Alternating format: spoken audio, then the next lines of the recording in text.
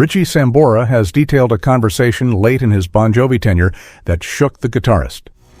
During a recent appearance on the Magnificent Others podcast, hosted by Smashing Pumpkins' Billy Corgan, Sambora, who departed Bon Jovi in 2013, reflected on his final days in the band, noting how he and frontman John Bon Jovi seemed to be drifting apart. "I felt like John was changing his focus, and he often wanted to be a solo artist," the guitarist noted. "And I go make a solo album." He was definitely changing directions. Solo albums weren't foreign to the musicians. In fact, Sambora himself had just come back from touring in support of his 2012 solo LP Aftermath of The Lowdown. When the guitarist reconnected with Bon Jovi to work on the band's next album, he assumed he and the singer would handle the bulk of the songwriting duties, as they'd done for the majority of their successful career. However, Sambora soon realized something had changed. John Bon Jovi said all of a sudden, "Nah, you don't got to worry about songwriting," Sambora recalled. "Session guitarist John Shanks and I wrote like 30 songs." As Sambora noted, his songwriting partnership with Bon Jovi had proven incredibly fruitful up to that point.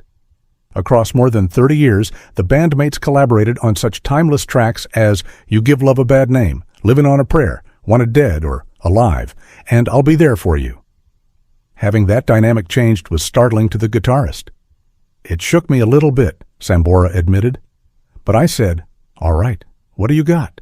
In an attempt to keep an open mind, Sambora listened to the songs Bon Jovi and Shanks had worked on. And it didn't sound like Bon Jovi. "It didn't sound like the band," the rocker explained. "It sounded like every song that I didn't want to write." Sambora left Bon Jovi soon afterward, opting to focus on his family life.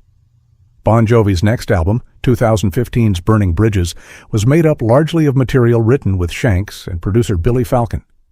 Sambora received one songwriting credit on the LP for Saturday Night Gave Me Sunday Morning, a tune that was started prior to his departure. 2016's This House Is Not For Sale marked the first Bon Jovi album without a Sambora songwriting credit.